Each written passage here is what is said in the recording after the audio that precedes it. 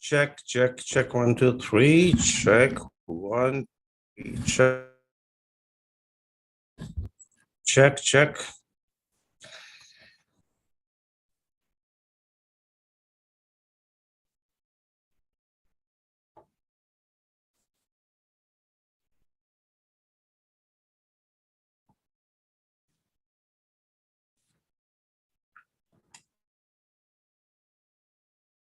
Check, check, 1, 2, 3, check, 1, check.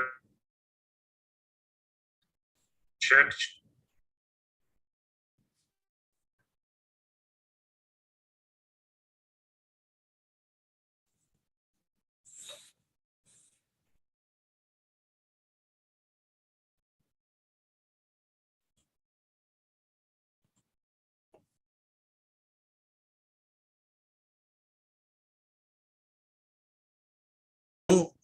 Can you just check if you can hear me loud and clear, please? Thank you. Check, 1, 2, 3. Yes, Thanks, Randy. you're welcome.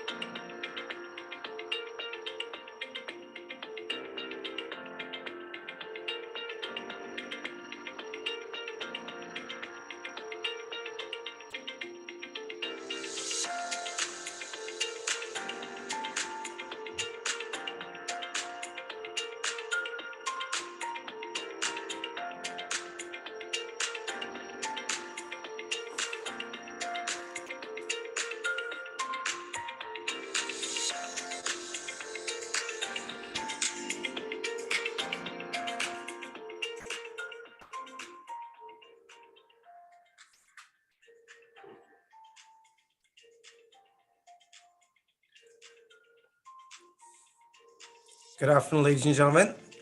I'm going to ask Teresa, Vladimir, and Randy to start talking so you guys can have a little chit chat while we're waiting for people. We have almost approximately 10 minutes before we start the meeting. Thank you. Teresa, are you there?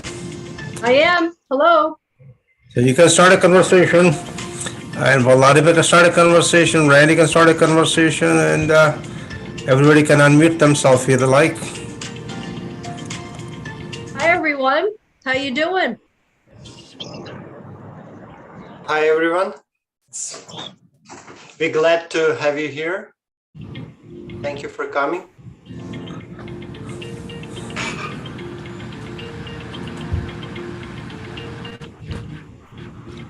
How's everybody doing tonight? Hi, happy. Excellent. Welcome.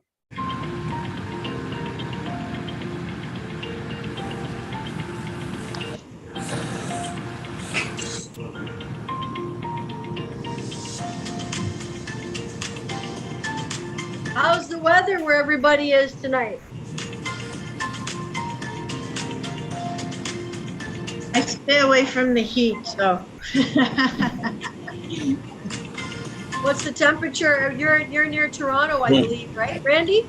Richmond Hill. Richmond Hill. I Yep. don't even know. I'll tell you in a sec. 24. Wow, 24 and it's not snowing. Amazing.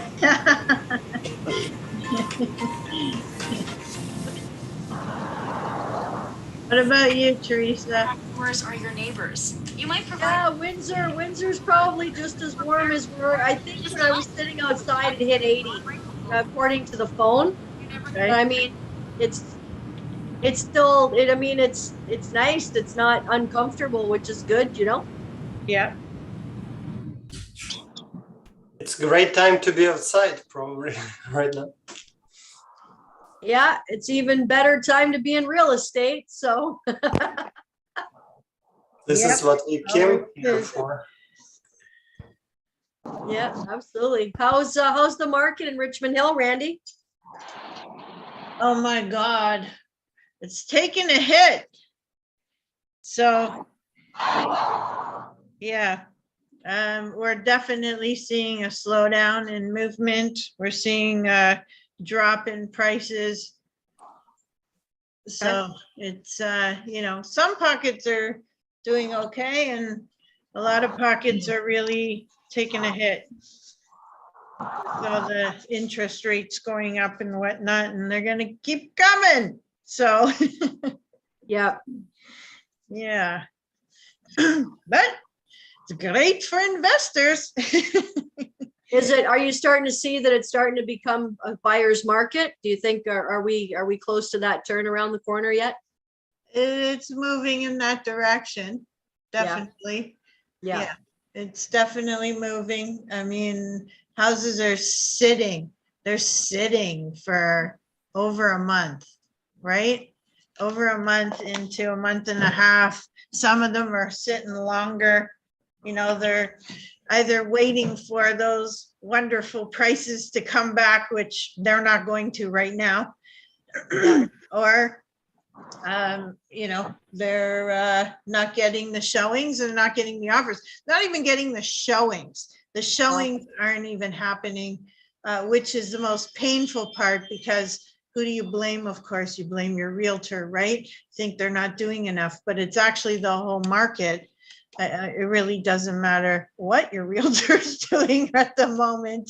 They're not getting a ton. You know, you could be picking up the phone and making constant phone calls and doing all the marketing and everything else that you can do.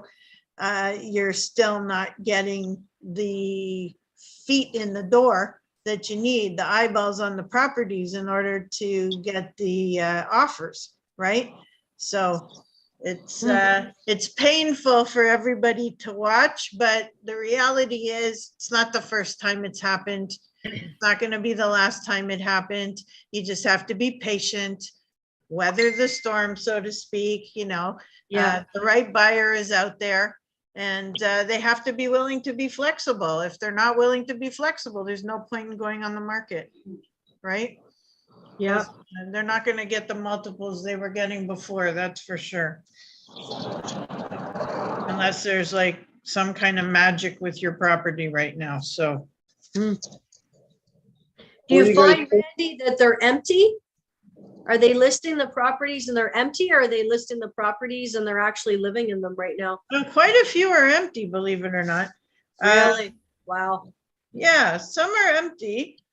Usually they're living there, but I've seen quite a few that are empty.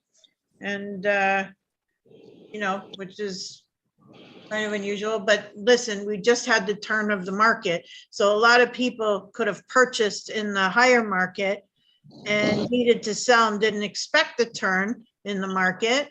And now they're sitting with a property and they prefer to go and live in their new home and wait to sell the home. Some, you know, if some are financially able, they'll rent out the old home, right? And wait a bit or wait it out maybe a year or two, or if they want. But otherwise, they're, you know, they're either hopeful that they're going to get the price they want, or they're waiting to actually get an offer, because that's like gold right now if you get an offer.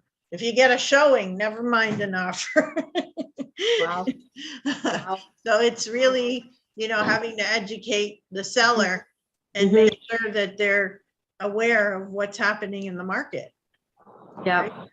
And not have any false pretenses or hopes that something else will happen when it's just not going to happen. Are the sellers more open during that pre-listing conversation where you're able to kind of prepare them and tell them, you know, put your seatbelt on, this could be a long ride? Like, are they listening to the realtors right now? You know, it's some are listening. The smart ones will listen, and the ones that are completely stuck on the good market are not going to listen to anything, and it's just going to be the realtor's fault that nothing's happening. They're not going to listen to them, that this is happening everywhere. You know, you can call all the other agents and find out what's going on with them. It's the same situation. So, you know, the smarter one, and listen, realtors don't have to work with somebody who's not being realistic either, or open to the change that has happened. You know, you don't have to work with those people, right? So, you know, I know some people like to take those deals anyway, but sometimes those deals are more of a pain than not, right? Yeah, no, And absolutely. not worth the negative energy. So, you know, if you have a client who's willing to listen and to see the actual, I mean, there's stats, there's data, there's information you can share, there's proof in the pudding when you see the active listings are sitting for 30, 45, 60 days and nothing's happening now that we're a good 60 days away from the turn. You know, I think that's proof enough. So if somebody's not listening to that, then there's, you know, some kind of issue there that you can't help, right? Right. No, absolutely. Yeah. So it's, you know, listen, it's real estate. It has its ebbs and flows. It goes up and down.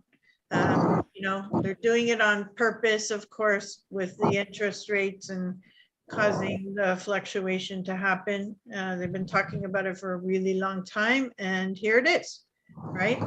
So, if any other realtors want to chime in and add to the conversation? Yeah, thanks, Randy.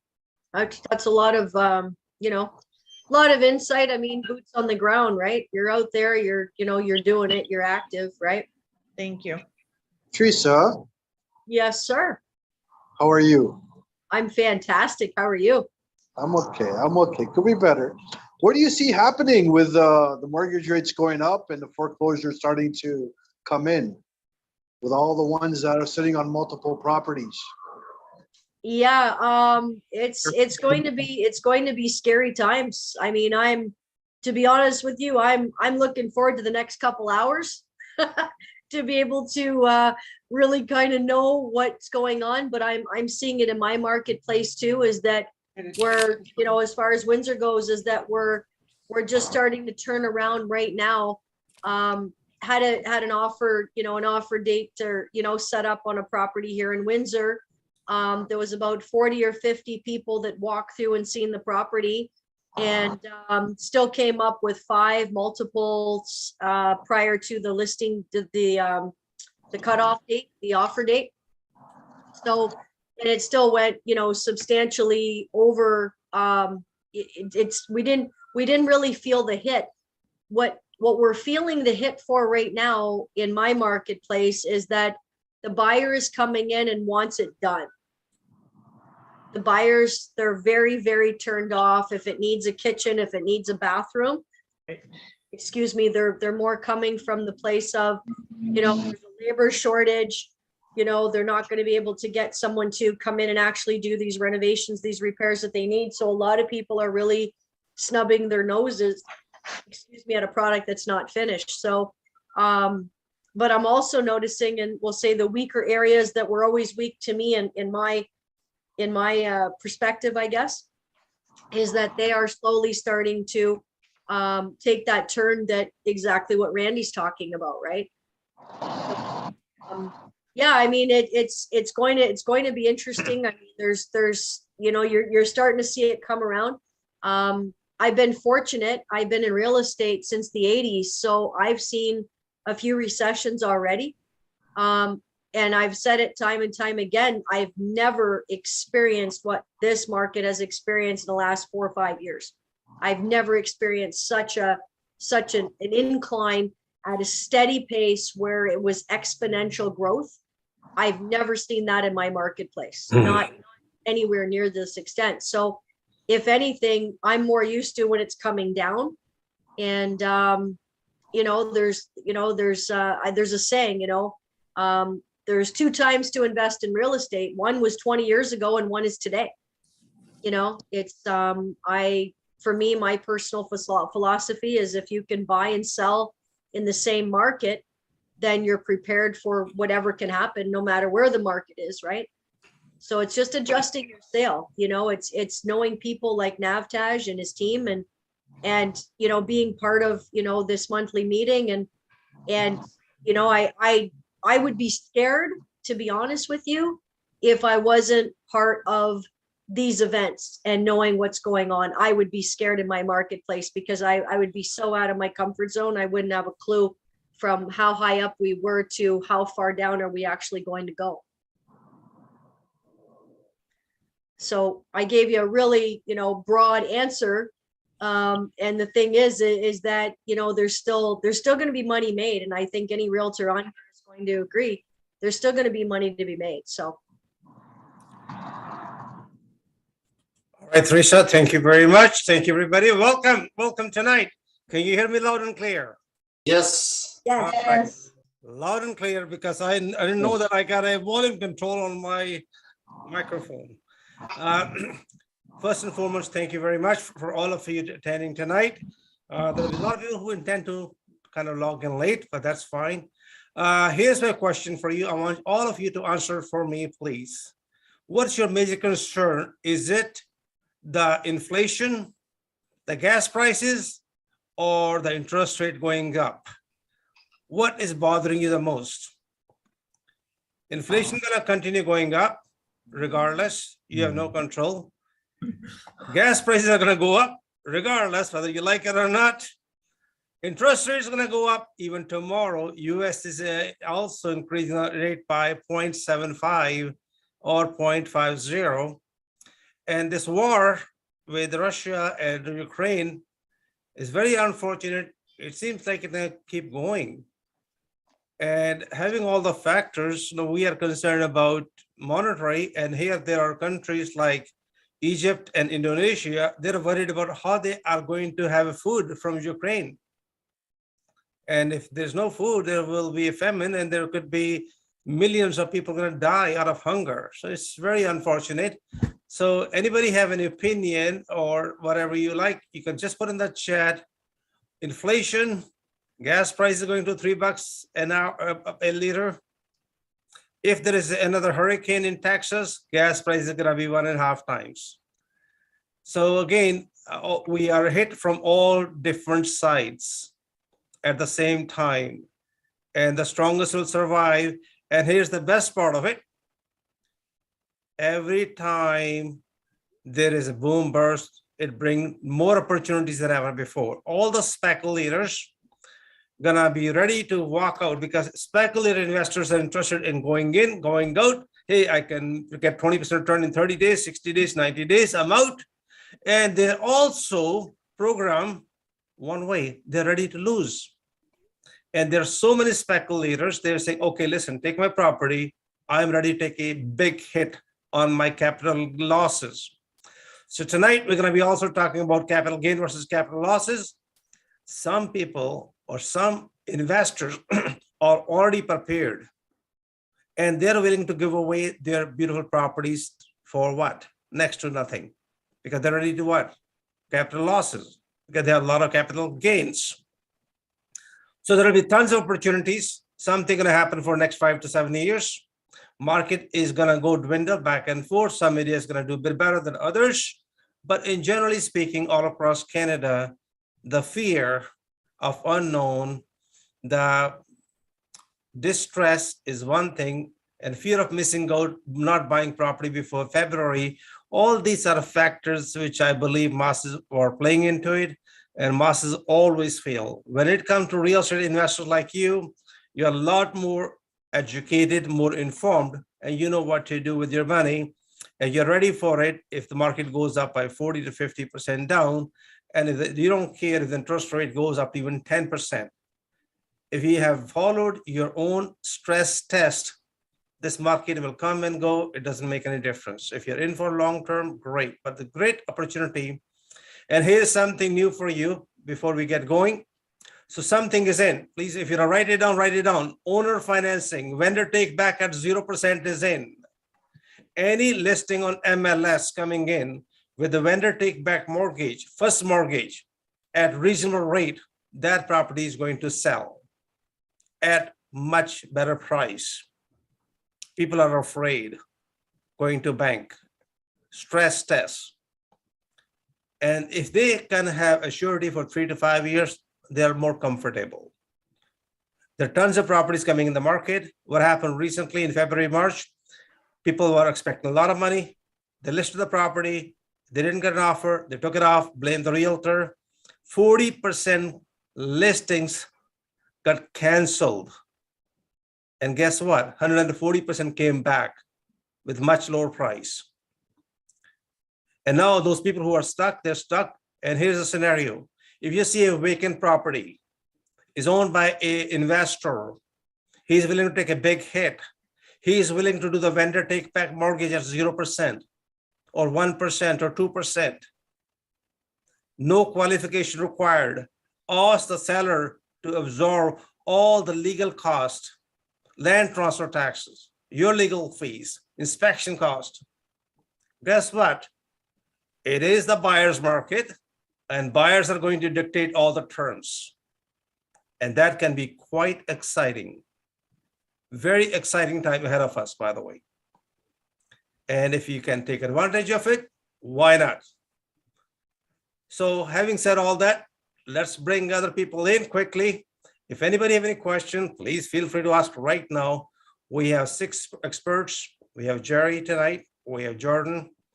We also have Randy Goodman. We're going to have David Grossman and a few other people at the same time. So we have one of the best experts in Canada, and please listen to them because they have something to offer to you, which can be invaluable advice at that moment. So let's get going. Those who are not members, we encourage you to become members. And if you are not, you should be looking into it.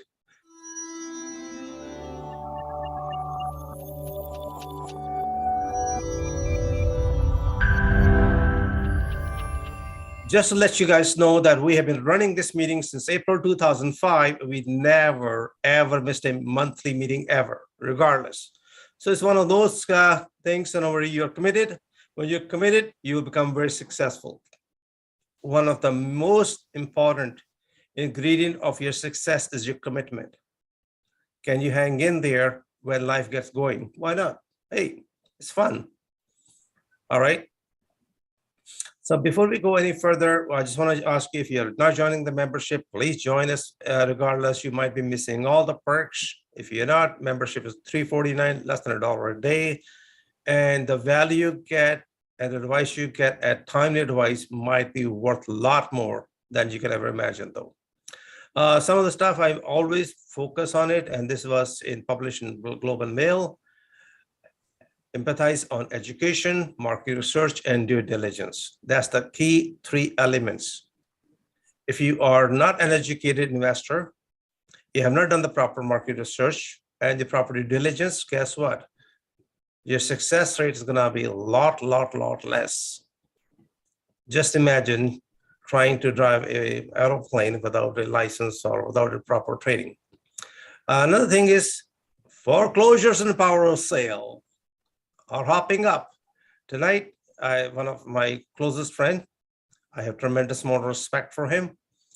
He's a private lender, one of the biggest private lender, I would say. And he said that the defaults are just multiplying. And the fact is, every 4th Canadian family can lose their home. That was surveyed done recently. It's a headline. It might be a bit exaggerated, but it's not far-fetched. Between the gasoline, inflation, interest rates hiking, uncertainty about future, uncertainty about what's happening with the world war, if we're gonna have a world war, is this war ever gonna end? And by the way, Ukraine is the country which provides 1/10 of all the wheat to the rest of the world. So that's why you will see your bread prices going up. But again, this is what it is. So foreclosure and power sales are coming in full force, by the way. And there is a kind of speculation from next 5 to 7 years, we can see over 2 million, the word is 2 million power sale or foreclosures or bankruptcies. So time to buckle up, time to learn more if you want to capture on this brand new opportunities. Everybody can make money when market is going up by speculation by default. Professional investors make money by education, by opportunities thrown at you. So anyway, network is net worth. The more people you know, the better off you become. Don't forget that.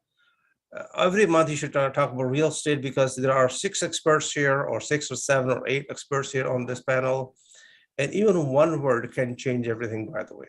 And the funny thing, this one, majority of these experts we have, most of them have tremendous amount of experience, something you can bank on it.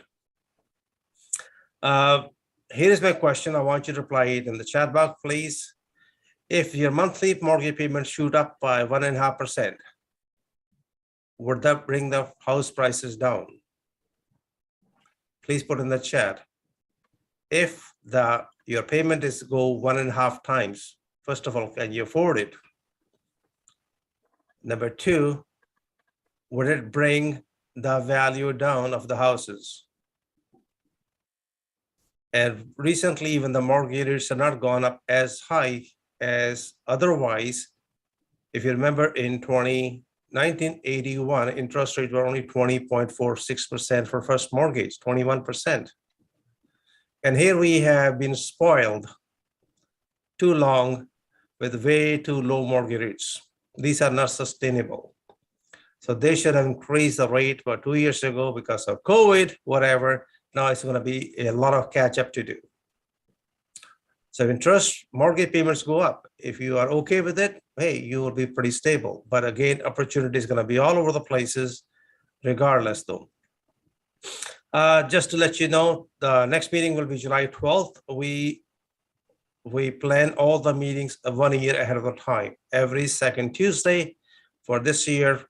In case you need to check it out, precanada.com, and still we get some requests from time to time, and that's how it works. Your contacts are going to equal to contract. How do you know? Who do you know? That's the name of the game tonight. So we're going to have 2 breaks for networking. So get to know each other, give opportunity to other person to learn from other first. Don't talk about yourself. Ask them, hey, who are you? What do you do? how can you benefit from their knowledge or expertise? That's the best way of networking. If you're gonna be one of those salesperson who gonna say my me, people not interested altogether. Sorry, but that's how it works. Something about mentoring and coaching. This meeting is also kind of part of coaching, by the way, because we bring those experts. If you want to talk to them, it'll cost you a lot of money, and they come here and they offer incredible value. That's my personal opinion. Membership is $349, as mentioned before. Let's get going. David Grossman, are you there on the line, my friend? Yes, I'm here. Excellent. We're gonna get going quickly with David. I believe he has other commitment tonight. So is that okay? We skip a couple of these things. So just to remind you, just to give you a little comfort, in August 1981, the prime hit 22.7%. And we are still 20% below as we speak today. Is it comforting that happened in 1981 in August? And second thing I like to also show you, these are the typical dates and when the mortgage went up. This is not totally updated, but this is come from Bank of Canada, just to let you know. This is 5-year yield has gone a little higher. Mortgages are, David is going to help us out to what is happening with the bond market. And are they going to be going up? How far they're going to go up? And there are different opinions. These are opinions, not hardcore fact. And there are some facts. Facts are shown to you, which are more or less with Bank of Canada. When it comes to us, we express based upon opinion, and our opinion could be totally different though. So this is something somebody was discussing. Here is a scenario. Interest rate goes up, house prices come down. Interest rates are low, the house prices are up. Which one is better? Funny enough, when we did the research, when interest rates are lower, even the house prices are higher, it's still cheaper. And right now, majority of the buyers are sitting back waiting, oh, no, interest rate will go up until the prices come down. It's one of those catch-22 situation where you're gonna say, oh, I don't know which one is better. So again, speak to a mortgage professional, sit down with fact and figures, talk to your realtor. If you're planning to buy a first home, look into all the opportunities available. We got Randy Goodman here. We got a couple other realtors here. Speak to them. Get all the facts instead of a hype. And that's very important for you tonight. So July 13th will be the next rate, possibly from 0.5 point to 0.75, depends tomorrow what the US gonna do. They are planning to take the rate to 2.7 to 3% by October 26th. But again, it's all hype. We all are making our own guesses and so on. So to enlighten us all, let's bring David in. David, it's all yours, my friend. Okay. Thank you so much, Navtaj. Always a pleasure. Great to see everybody with the magic of Zoom still. And it's wonderful. So appreciate being part of this as usual. So wanted to mention a couple things. First of all, Navtaj, you were mentioning how rates were up as high as 22% in 1981. I just want to mention that as far as I can recall, I don't think that house prices, well, there may have been some other drops, but I think the biggest drop in house prices occurred around 1990, and it took about 10 years before house prices got back up to where they were. So I don't think that you can guarantee that prices are going to drop very significantly due to higher interest rates. I think they probably would drop, but I don't think you can guarantee. We have to remember how strong the demand is with immigration, and that there is a shortage of housing still. So we have to keep that in mind. Now, Navtaj, you mentioned to me the other day that I might want to talk about how some people have hybrid mortgages, which has variable rate components and fixed rates as well. I'm not sure if that was a Canadian article or an American article. There are definitely people out there who have hybrid mortgages, like, for example, Manulife One product is one where you can have multiple products all in one. The Scotia Total Equity Plan, you can have multiple products. TD has a similar product. So some people like that because it's a form of diversification, right? If you have part of your mortgage at a fixed rate, part of it at a variable rate. I still think short term is the way to go, either 1 or 2 year terms or 5-year variable rate. Because variable rates are still below where longer term fixed rates are. 5-year fixed rates are up around 4.5, and there's continued pressure on them to go up.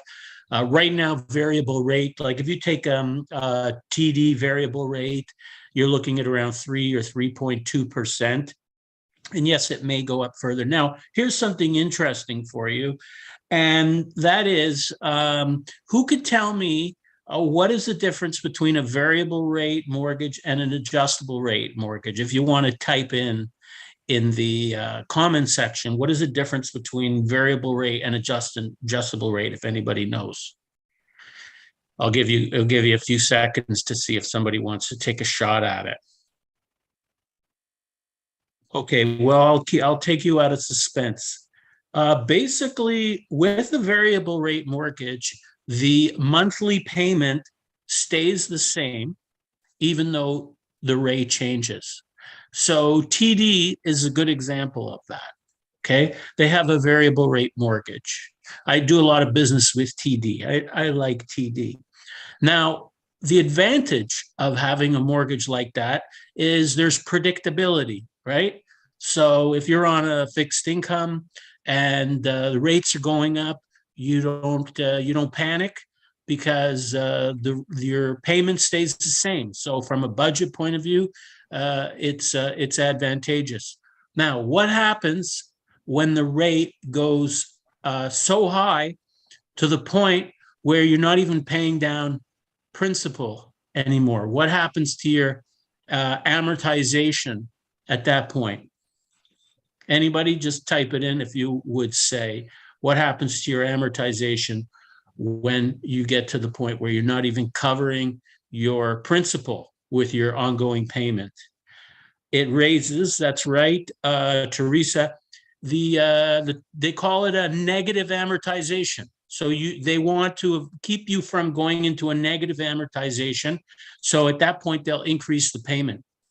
Of note, if you have a TD mortgage right now at about 3.2%, let's say, before you're into a negative amortization situation, the rate would have to go up to around 5.5, between 5.5 and 6% before you're into a negative amortization. So you can call your lender at any time and say, look, I know that rates are going up. I'm volunteering. I want to pay an extra $100 a month, or I want to make additional payments. So if you don't, here's something to keep in mind. Not only do you eventually get a call from TD if and when rates go that high, but what happens is you're not paying down your mortgage so much, but that mortgage was let's say, registered on a 25-year amortization. And according to the terms of that mortgage, it at the end of the first 5-year term, let's say, if you're on a fixed 5-year rate, it has to continue to be amortized at the same rate. So they're gonna reset the payment based on a 20-year amortization. So not only is the rate higher, but if you didn't pay down your mortgage, you have to speed up the amortization. So you can get hammered. So it is a good idea to stay on top of it and pay extra if you can, unless you have an opportunity where you can make a higher rate of return with your money by investing it elsewhere. In my personal opinion, the days where you just own real estate and even if you do nothing, it's going to go up in value, we can't count on that happening anymore for sure. But one of the great things about working with Navtaj and his group, and I've seen it time and time again, is the individuals who are part of the club, part of the group, working on deals together, they are buying into deals where they can add value, force that appreciation, and make higher returns. If you can make 10% on your money, then it's worth borrowing it at 4 or 4.5 or 5, or sometimes even more. So that's what I have to offer today. If there's any questions, feel free to type them if you like, and or ask them. It's up to Navtaj. And thanks again for having me today, Navtaj. Thank you, David. Thank you. Appreciate it. Anybody have any question? Feel free to ask right now while he is here. Instead of typing it, you're welcome to speak to him directly. David, it's Teresa. Hi, Teresa. I just see on the bottom of Navtaj screens, it says, do you know that your fixed rate mortgage may be hybrid? Can you elaborate on that for us? Okay, so what I think is meant there is that, like I was saying before, that some people have these all-in-one mortgages where you have part of it could be fixed, part of it could be variable. And there was an article that was recently written. As I said, I'm not sure if it was an American article or a Canadian article. And the theme in the article was that you might think that your mortgage is all fixed, but it could be some of it is on the variable. Personally, I would be surprised if people didn't realize what their mortgage was comprised of. But suffice it to say that if you have a variable rate mortgage or an adjustable rate mortgage, be aware. Obviously, your rate could change, and depending on the type of mortgage you have, your payment could also change.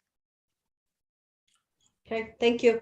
Thanks, David. Thank you, Anybody have Teresa. any question pertaining to your mortgage, please call David right away. You can text him right now, 416-876-2031. Say, hey, your brother from another mother told me about you, and he will take care of you. He will review everything what you got, whether it's your investment property or new condo, or you're going to close a new condo, or the bank have said no to you, or they want 30% or 40%. And one of the questions I'd like to ask you, David, before you go away, this is what is happening in the market. People who bought in February, January, let's say a typical, they bought a house for 1.6, now is appraising for 1.3 or 1.2. Now they only have 300,000 down payment. What do you suggest what to do in that case? Well, it's funny. This is a kind of a situation we were talking about this 2 years ago, because when COVID first hit, we did see, I think, that some pricing initially may have gone down. I'm thinking back, I think that was around the time frame. It wasn't that long ago where we had a situation like that. And yeah, that's a good question, Navtash. So if you buy a property at one price, the lender agrees to lend based on the value. And then, we get it appraised and we find out that it's worth less prior to the closing date. The lender might say you have to come up with more money because we're only prepared to lend you based on a percentage of the value. And if that happens, then, you either have to arrange your mortgage differently so that it's going to be at a higher loan to value, if you can, or you may have to come up with additional cash from family. Maybe if you have another property, you might need to take out equity out of the property to close that deal. But you want to do everything you can to close that deal, because if you don't, you could get sued. Absolutely. Breach of contract. Okay, that will be also topic for our friend who's a lawyer, and we will discuss that. Khaled had a question there. I see a question in the comments. May I address that? Would you please? Sure, thank you. So am I seeing difficulties getting a HELOC after a mortgage these days? So, but when you say after a mortgage, I'm assuming that you mean like a second position HELOC, second position HELOC. I'm not seeing, more difficulty getting there's not a lot of products out there for second position HELOCs. So when somebody comes to me, if they're looking to take out equity, we will look at whether it's worth refinancing, depending on how good or not good the first mortgage is. Beyond that, we do have some HELOC, second mortgage, a second position line of credit products out there. And depending on whether, you have provable income or you're self-employed, we'll find the right product. But I'm not seeing like significantly more difficulty right now. But anytime we refinance now, we have to beware that the appraisals could come in lower, and we are qualifying people at higher rates now. So, I mean, it's more challenging to qualify for a mortgage period, whether it's a first mortgage or a second mortgage. But that's what we're here for. The good news is that most people, their value of their property is still significantly higher now than it was a couple of years ago. So there's opportunities for people to take out equity and do things that they need to do, whether it's improve the house, buy another property, buy a flip, investment property, whatever it is. The money's still there. As long as they can service the debt, we can find the lender. One final question before you take off. July 13th, 0.50 or 0.75 hike? I'm going to say 0.5 because I think, listen, it's hard to know for sure. Yes. Now it seems like they're scrambling a little bit, but at the same time, I mean, we heard what Randy was saying at the beginning of the call. We also don't want to completely obliterate the market at the same time, right? True. Well, it depends exactly how the governor of Bank of Canada thinks and what he forecasts and how he's going to tackle inflation and how he's going to tackle also the prices of the gas, which is hurting a lot of fellow Canadians. And it's painful to see that all the food banks are getting dry, and we're going to have one of the worst year ever in the food bank. And this is my humble request to everybody here tonight. Please donate, if you can, some food. A lot of families in Toronto, all over Canada, are going to bed hungry, and I don't feel that if we need to step up. We all should step up. That's a request, a humble request for all of you. Apart from being investors, apart from making money, we also definitely should look into it. And if you can, donate some time or donate some as a volunteer time, donate some food, whatever you can. I think we should be together to go through this together, though. Thank you, David. Appreciate it. Thank you, my brother from another mother. Thank you. Thanks, David. Thanks, I'll everybody. Shortly. So now, having said that, we're going to talk about inflation. So I'm going to bring one of our top-notch guest speaker, one of the star speaker, Jerry. Are you there, my friend? Yes, I am. All right. So Jerry, we have a few different topics for him tonight, but I want you to kind of a little bit address the idea of inflation, how to tackle it, how do we go around it. Jerry himself is one and only one Canadian licensed in 5 different separate regulated investment marketplaces, by the way. He's very well experienced investor himself, and he invests as well, just like anybody else, tons of experience. So Jerry's all yours, my friend.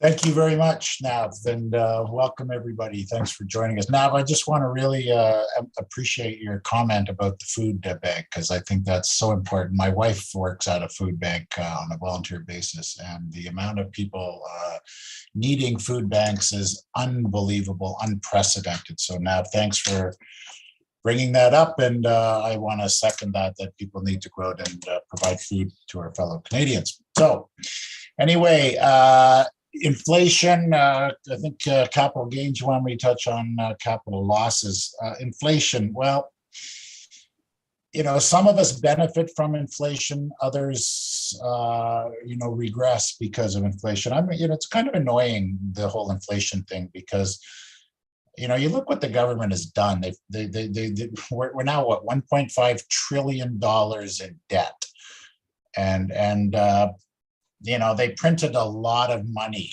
It's not our fault that there's inflation. They printed so much money, threw it into the economy, to pound their chests and look good about what they've done through COVID. And now we get to suffer from the after effects of that, which is there's too much money in the economy. Everything went crazy. We've all seen it in the housing market. And now they've, because of their, in my opinion, overspending and maybe even mismanagement of the public treasury, we're all suffering. We see it in the price of gas. We see it in the price of everything that we have to buy. So inflation is certainly unfortunate, but some of us benefit. The price of everything goes up. So if you're in business and you're providing a service and you price that service, hey, it's going to go up. You have to increase the price of your service in order to, keep on top of the costs that are associated with your service, the cost of rent, the cost of gas in your car, the cost of everything. So, it's scary. We printed so much money. There could be hyperinflation. Hyperinflation is a very scary concept. Happened in Venezuela, where literally the price of a loaf of bread is a lot different than it is in the morning than it is in the afternoon. It becomes almost impossible to budget around that. And we see some people benefit, some people don't. Inflation really, in my opinion, really broadens that gap between the, those that have and those that have not. And that's unfortunate, because to say you're going to do a lot better because of inflation it means you're really doing better at the detriment of your fellow Canadian. So it is concerning. I almost support what they've done with the interest rate to try to, combat the housing market, combat inflation. Who knows where it goes? I think David's right. I think another 0.5 in the next meeting. But they got to be careful, as David says. You don't want to kill the market, so there has to be a balance in there. I also want to touch on, I know you asked me to talk about capital gains, capital losses, and I find that an extremely interesting topic, not only now but always, but certainly now, because certainly as long as I've belonged to this group, the market has been good, so we're always focusing on capital gains. I mean, in the last year or so, we haven't really talked about capital losses. The current environment might create a loss. We might be in a property and something might happen that we've actually created a loss. And that's reality. That, sure, it should scare us, but it doesn't scare us away. It's part of being a real estate investor. It's part of taking risks in investments. You're not going to win all the time. Sometimes you lose. Hopefully you win more times than not. Most of us in real estate have won a lot more than we have lost. But reality, especially today, is that, we could have a capital loss or we could have a capital gain. And that brings me to the point that when capital gain is not really, is something a capital gain? If I have a client come to me tomorrow and go, hey, Jerry, do my tax return. I bought a house and I sold it for a profit. Is that a capital gain, or is that normal business income? And that is a consideration that we go through every time when a client comes. So it's not as black and white as everybody thinks. If a client comes and they bought a property and then sold it for a profit, we have to look at the intent. What was the intent? Are you a house flipper? If you're a house flipper, it's not a capital gain, it's business income. maybe we want to treat it as a capital gain. Okay, so in our world, if you look at this topic through accountants' eyes, we look at where we want that income taxed. So there's three kind of entities in our world. There's a person, there's a corporation, and there's a trust.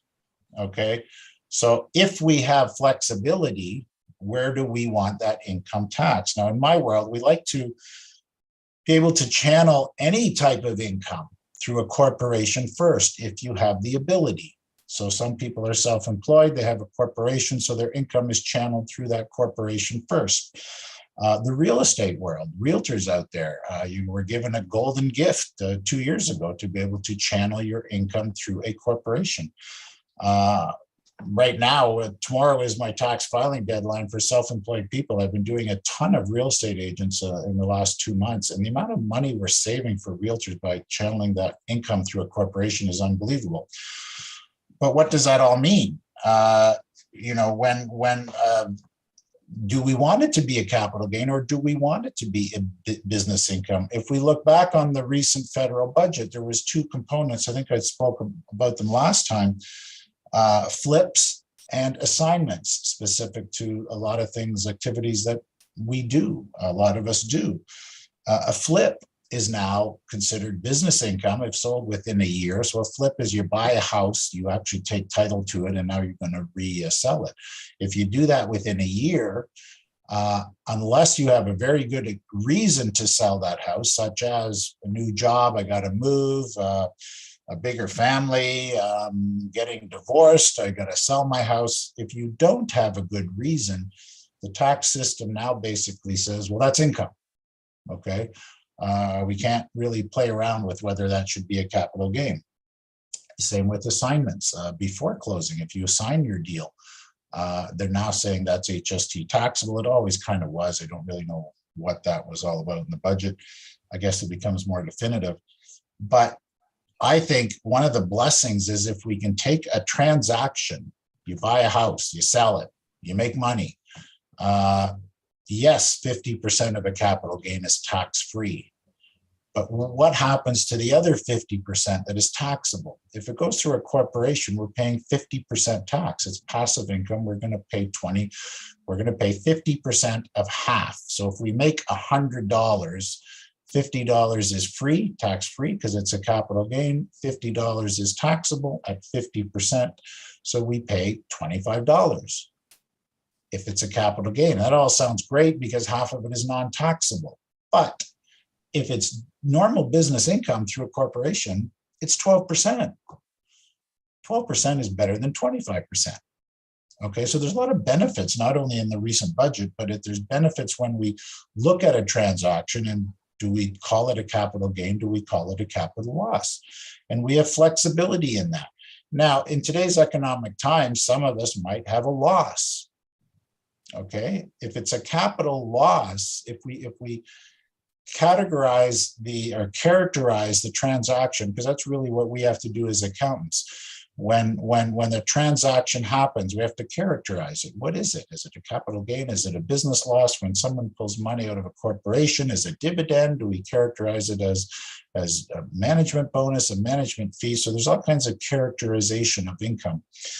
If we lose money, we once again have a choice. Is it a capital loss or is it a regular business loss? If it's a capital loss, we can only apply it against capital gains. We cannot apply a capital loss against normal business income. If we categorize that loss as a business loss, we can apply that business loss against any other income that we have. Okay, so there's an advantage to that. Okay, so again, these things are not quite as black and white and clear as we would think. Also, a capital loss can be carried back 3 years. So if you had capital gains in the past 3 years, we can refile a tax return to apply those capital losses against any capital gains that you may have had 3 years ago. And they get carried forward forever, indefinitely. Okay, so that's important too. If it's a normal business loss, once again, we can carry it back 3 years, but we can only carry it forward 7 years. So there's different rules about how we characterize what the what the transaction is that you're doing.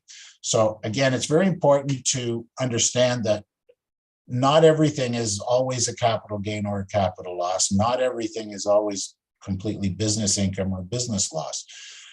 That's where we put our tax planning hat on and decide with the client what is a better approach within the parameters and the guidelines of the Income Tax Act. Some are obvious. For example, if a client comes to me tomorrow and says, "Hey, I sold a house last year."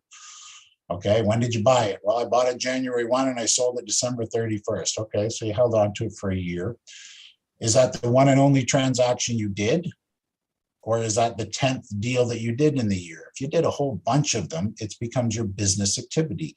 CRA will want that to be treated as normal business income. If it's the only transaction you did, if you hung on to it for a long time, if the intent really was not to just flip it and make money, we can argue that it is a capital gain. But back to what I said originally, we got to understand where that income is landing.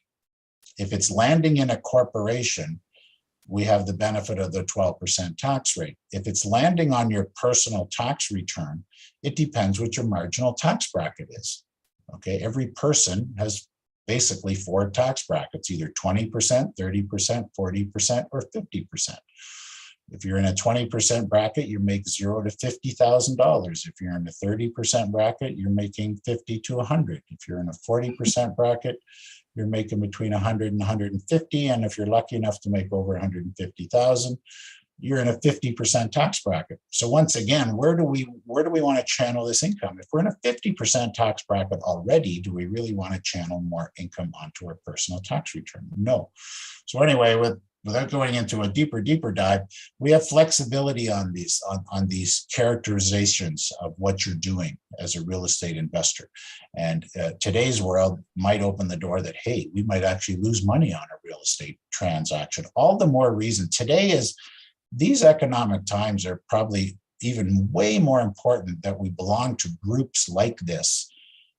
When the market is great, we're all making money. It doesn't matter what we do. We're doing this, a joint venture, a flip, an assignment, we're making money. We all think we're so smart because we make all this money. Well, this is where we really need to have the education and the networking and belonging to a group when the economic times aren't quite as good as they were previously. So on a closing note, I also want to say, I know I always listen with interest with what David Grossman has to say on the mortgage rates. What I'm finding too, as the conventional rates increase, the gap between private lenders and conventional lending shrinks. Okay, private lenders, you normally think, oh, they want 10 or 15%.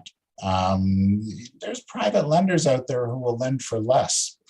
8%. And if your bank is, all the criteria and guidelines that your bank makes you, all the hurdles they make you jump through to get money at 6%, 5%, a lot of times dealing with private lenders, especially now, makes a lot more sense. So I want to close on the importance of having access to other people's money.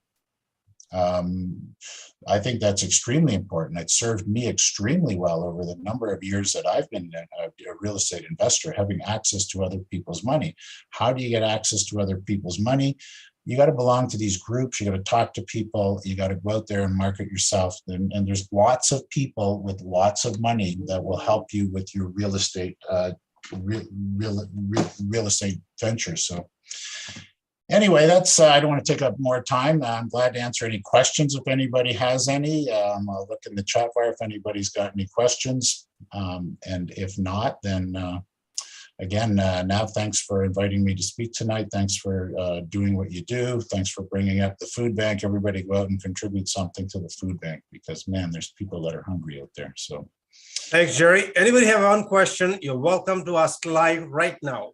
First and only one question. You can ask directly to Jerry instead of going to the chat. Quiet crowd tonight, Navtaj. No, they are. It's a summertime. Most of them That's sitting in the true. That's true. backyard, That's true. That's true. That's enjoying okay. the backyard. Some are driving, some on the iPad. We still have about 50 people on the line. No, it's all good. I got a Yeah. million tax returns to do before tomorrow night at midnight. So right. less questions is good. All right. Any question? All right. Well, I got a question for you. Yes. This is a typical scenario. I just want you to, I just wanted to make it more educational for everybody else. So somebody just called me in. This gentleman bought a piece of property in Milton. It's a townhouse. He pays $740 for it. And he said, what can you buy it for? I said, well, maybe $430. He said, well, that's $300 losses. I said, no. What have you done in last 3 years? He said, well, I made a lot of money. I said, did you pay capital? Are you paying capital gains? He said, yeah. I said, well, then it can be written against capital gains. And he said, oh, but I don't trust you. I said, you don't need to trust me. Call the CRA or call your CPA. So the funny thing, this one, as an investor, when somebody calls in and they say, listen, I need to get rid of the property, and I'm an investor, and say, oh, here is a very unfortunate part, and Jerry will agree with me. I would say majority of the investors, when they buy and sell property into the name, they go under the follow-up of the capital gains. And capital gains can be only written off against capital losses. And having said that equation, the funny thing is this gentleman referred me for 4 or 5 other friends who are in the same boat. It's just like I opened the floodgate. I mean, within an hour, I got 6 freaking calls asking the same question. What can you offer me on my property? I said, what did you buy? I bought it from the builder. What did you pay? 1.4. I say, how about if I offer you about 850? This is a little too low. How about 851? Is it high enough for you? And he started laughing. I said, you're going to have freaking losses. How much money you made last 3 years? I made a lot. I said, okay, then time to, hey, either way you're going to pay. Why don't you help me to help you? And the funny part of this, here's something to take away from the conversation about capital losses. Whenever you are speaking to somebody who's in trouble, ask them a question. Hey, did you have a lot of capital gains? Yes. Is that property you have which is sitting vacant for the last 3 months? No showings, and you're blaming the poor realtors. Realtor working there, work very hard, putting everything what they do. There's no showings. It's not realtor. The buyers are gone. And there are a few buyers who will take the deal if you're willing to take a little, and it will make sense for you. So here's something for takeaway. Capital losses can be utilized as a marketing tool. And if they talk to CRA, if they talk to CPA, they say, is that capital losses going to be written against capital gains? The answer is, Jerry, what's the answer? Yeah, great point, Nav. Great point. And you're 100% right. We're not going to win every transaction. Okay. So, if we're caught or we're stuck, we bought something high, we want to get out of it. In the example you said, hey, I paid 1.4 and I'm being offered $830,000. Once again, I go back to what I said before. We have to characterize that transaction. So there's a time that we might say, well, yeah, it's a capital loss. Have you incurred capital losses in the past? Have you made a lot of money? Yes. It's very black and white. We get to carry back a capital loss for back to 3 years. And we get to pick. We can pick in year 1, we can pick in year 2, we can pick in year 3, and it all depends on what marginal tax bracket our previous capital gain has been tax paid at. But we can also look at a transaction like that and go, oh, we paid 1 point whatever, and we're only being offered 850, and we're going to lose $300,000. Well, what if we just treat that as a business income transaction or a business loss transaction? If we take that position, and if we lost 300,000, we now have a business loss. A business loss can be applied to any other income, pension income, RSP withdrawal income. I've had clients where we've had those situations where, hey, we've lost $300,000. Okay, what are we going to do? Well, let's treat it as a business loss, and let's pull out 300,000 out of your RSP. Okay, we've got 300 grand out, tax-free out of your RSP. Yeah, you got a business loss. Suck it up. These things happen. But let's use it to our advantage when we financial plan around that whole process to go, hey, we've just got a loss of 300 grand. Let's pull out $300,000 of RSP. So that, you know, there's strategies that we can use with that stuff. There's a question in the chat bar about private interest rates, and that's a very good question, because over the years, we always think of private money as 10 to 15%. And a lot of times we do get that. I mean, you know, if I'm acting on behalf of somebody with money, we're trying to get as much as we can. If we're trying to access that money, we're trying to get it as low as we can. But as the appetite for stock market investing decreases, and it's been decreasing for years and years and years and years, people are getting smarter. You know, if you go to the bank, they're just putting you in mutual funds and you think that it's in your best interest, but it's not. People are getting smarter. They pull their money out and they want to invest in real estate. And some of them just want to lend their money. So the supply and demand pendulum, there's a lot more people with money wanting to lend out in second mortgages, even first mortgages, than the demand. So if there's more supply, you find there's a downward pressure of interest rates. And we've seen that over the last 5 or 6 years. We can get private money at 7, 8%. That's pretty good. Now, is that going to go up? Sure. The private lenders are going to go, hey, the interest rates are going up. I want more. But there's still a lot of private lenders out there. There's people with a lot of money that are, let's say, more GIC investors, bond investors, that are happy to get 7%. That's a lot better than they're getting in a GIC or a bond. So there's still cheap private money out there. There always will be. So it just reemphasized what I said earlier. Build your network, access other people's money. God, all of us that have, you know, it's one thing to get one property, it's another thing to get a second property. But if you really want to get in the game and own 5, 10, 15, 20, 30, 40 properties, you cannot do it without other people's money. So that's probably one of the most important ingredients to become a really successful real estate investor. So that's all right. it. Thank you, Jerry. Thank you very much. Are you going to be hanging around for a while? Yeah, I'm going to be doing that, but I got to do some tax returns while I'm listening. All right. No problem. Thanks a lot, my friend. Thank you. We're going to bring our next guest speaker. You're going to ask any question to Jerry. He's going to be in the break rooms pretty soon. We're going to definitely have 2 different breaks. So make sure that you can ask any personal question. Otherwise, you have his contact name and number, and speak to him if you like. So that brings me to the next guest speaker. Rory Sheehan won't be able to come in today, but here we have a question which happened recently in Toronto, and it might be happening all over Canada. How much deposit you're supposed to give to a builder? How much is the safe, and when it goes a gray area? And this gray area can be very critical. It can be so critical that this is something you need to do. One must consult their real estate lawyer before, not after. Consulting a real estate lawyer before is much, much cheaper.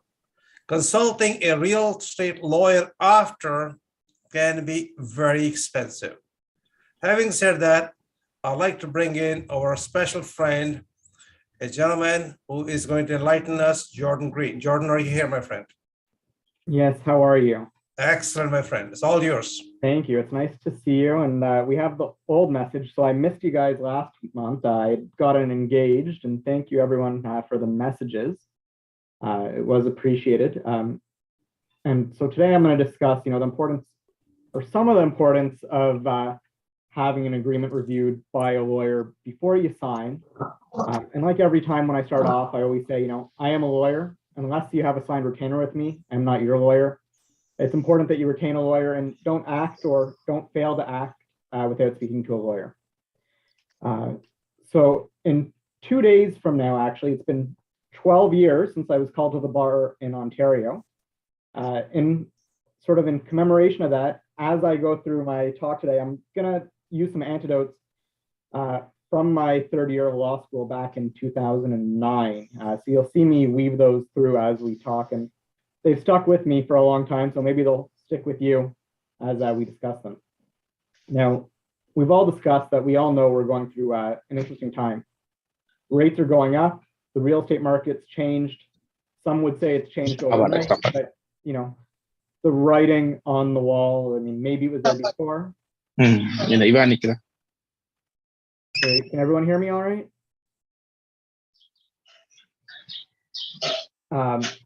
So there's talk that the rates in the US might change tomorrow as much as 1%. I think a lot of us are predicting between 0.5 and 0.75 of a point, and what goes in the United States might bring shockwaves in Canada as always. Now, one of the axioms that I often say, and you know, we've said it today in different ways, is equity fixes everything. So in good times, you know, even a bad deal or a misstep can be profitable. So while it's important that the lawyer reviews it to make sure that you're not getting into something that you don't want, you know, if you're going to make money either way, I mean, you just consider yourself lucky and move on, even if you had entered into something that, you know, maybe you make a little less, but moving forward, there's going to be less meat on the bone. You're really going to have to judge what you do before you just leap in. I'm certainly cognizant that there's usually commercial significance to moving fast, and you know, you want to move quick, and you don't always want to speak to your lawyer, you don't want to speak to your accountant before you do it.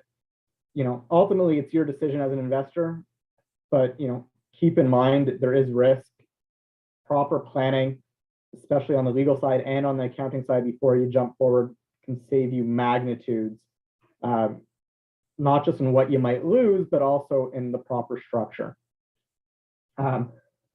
So when we talk about planning an agreement to purchase and sale before you sign and reviewing it, you know, some people will come to me that they're not as experienced, that they've already signed the agreement, and they then expect me as the lawyer to change things around or to take steps to protect them.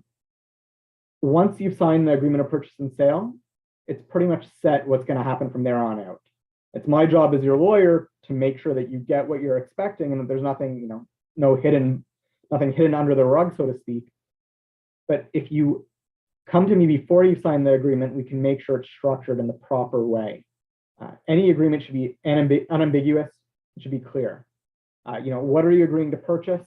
What are you agreeing to sell? What are the terms? Are there any special terms? You know, even what are the liens that are going to be on title on closing? So, you know, is there going to be an easement on the property when you close? You know, the standard real estate OREA forms, that's the Ontario Real Estate Association forms, they include all this, but what if it's not consistent with your specific requirements? You know, it often arrives with HST, which is, you know, in addition to or included in, and I mean, that's depending on the use of the property. But I mean, it can be important. Let's say you're buying a property and it's a big lot and you want to subdivide it in the future. Maybe not right now, but in the future you want to subdivide it. You want to make sure there's not an easement that's going to really make that costly for you. If there's anything that you expect, you know, to be left in the property or that you want to leave or you want to take, you know, make sure that's included in there. Anything that you want should be in simple English. So my first nod to my law school days was my real estate law professor. And he shared a personal story with us back then. And this story is, you know, much older than 2009. And this story related to the purchase of his first home. So the agreement didn't specify clearly, you know, the chattels and the fixtures. It seemed pretty obvious to him when he was doing it that there was these large lion concrete statues by the door. They were large, they were hundreds of pounds, probably upwards of, you know, 300, 400 pounds. His wife really loved them and wanted to make sure they were included. And he had said, don't worry, obviously they're included because no one's going to move these. And on the moving day, they were removed. You know, he thought they weren't going to be, and maybe they shouldn't have been, but legally, I mean, they weren't fixtures or chattels. Sorry, they were chattels, they weren't fixtures. If you wanted them, he should have included them. So you don't want ambiguity. Even where something appears obvious, it should be done. Once the agreement is signed, much of what's going to happen is what's going to happen. So as a purchaser, you don't want to be in a position to expect something to happen only for it not to occur. and then you're left trying to, you know, struggle to force someone to give you what you want. And as a seller, when you sign an agreement, you want that agreement to go through. You know, buyers want to pay as little as possible. Sellers want to pay as much as possible. So make sure that when it closes, when it comes time to closing, that closing is going to happen. Even where something's in simple English, it's important that as a lawyer, it's reviewed. This is to ensure there's no unintended ambiguity. So the second nod to my law school days was my commercial law professor. My second, I was just reading the question there, and I'll come back to that in a moment. And my commercial law professor in our 2009 class, he asked, you know, who knows what a regular coffee is? So I'll leave that all to you to consider, you know, what is a regular coffee? And depending on the person and what your background is, it means many different things. I mean, it could be the size. Is it a size small? Is it a regular? Is it a large? Is it, you know, the super size? It could be what you take in it, you know. In Ontario and in the Midwestern US, a regular coffee is well known to be 1 cream, 1 sugar. But if you're not from Ontario, you're not from the Midwest, you wouldn't know that, you know. Is it a hot coffee? Is it not a Frappuccino? So this is similar in real estate. You know, when we say something, are we saying what we want it to say? In a simple agreement, I mean, there's certain things that can be overlooked that legal eyes can help you pick up. You know, every agreement when a realtor usually sets up on the ORIA form, it includes the legal description, which it should. But that legal description can include things like easements.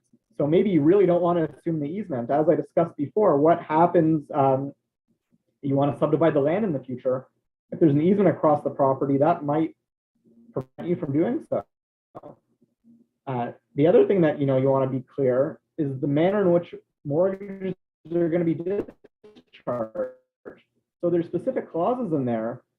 Sometimes they're good, sometimes they're bad when there's a manner. That can be something that really mucks up a closing. And if you're a seller in a market that's declined, you want to be sure that your deal is going to close. So a good lawyer is always going to ask you prodding questions. And, you know, what do you believe you're purchasing? And you want to ensure that the common sense and the legal language that's being used is consistent. So for those of you that have worked with me, the first thing I always ask is, what is it that you think you're buying? And, you know, some of you are taken aback and think, you know, it's obvious, I'm buying a townhouse or I'm buying a commercial property, I'm buying into a joint venture. That might be, but we need to make sure we're on the same page. So we want to know what's important to you. The other thing that we discuss is, you know, what happens when issues, you know, when it's not in the agreement and an issue arises on closing, how do you deal with it? It's important that this be considered before the issue arises. So when you're entering into the agreement, everyone's on the same page. The seller wants to sell, the buyer wants to buy. You know, put this in writing before something changes one of the person's minds that they then think they're getting a deal that's not as great as when they signed the agreement. So, you know, I've heard some experienced individuals say when they're not getting what they thought they were going to get on closing is, you know, just have the lawyers do a holdback. Someone will hold back the money to ensure it's been completed. You know, for those of you that aren't familiar with what a holdback is, this is where one lawyer will hold back the money until something's been resolved. Now, that being said, let's take a step back and look in the common sense at this. You know, what happens if the other side doesn't agree? You might be reasonable in trying to get a deal done. If the other side doesn't want to get it done, they can really muck it up and try and get things and try and make it so that one side breaches or so that the deal doesn't go through. And yes, some of you might know there's a common law obligation to deal in good faith, but so even if you're right at the end of the day, litigation costs money. You know, you're better suited to reduce any risk of litigation to the extent possible, make money. You don't want to waste it on litigation if you can avoid it. So, you know, every buyer wants to get a good price. Every seller wants to sell for as much as possible. We're going through interesting times. You know, what happens when it doesn't work out that way? You know, we're left to turn to the agreement. I'm going to turn to a question I got here. Volodymyr asked me, you know, on a breach of contract, what to do when you're on the seller side. So when you're on the seller side and there's a breach of contract, you want to make sure that all your rights are enforced. You want to make sure that the buyer has properly either tendered, So you've shown that the buyer is actually ready to close, or that you hold them in anticipatory breach of the agreement, thereby relieving you of the obligation. You want to make it clear that who's breached. Because, for example, you might be on the seller side, the buyer is going to say, I didn't breach the agreement, you seller breached the agreement, because there's a clause on schedule, X or D or whatever it happens to be that you were to provide XYZ, then you didn't do it. So, you want to make sure absolutely clear as who's responsible for the breach. If you're the seller, you want to make sure it's the buyer. Teresa, what if someone failed to give a deposit? If they failed to give a deposit, so there is still, if it's been signed, they still are in breach of the agreement. There was an article from one of my classmates. He's out in London.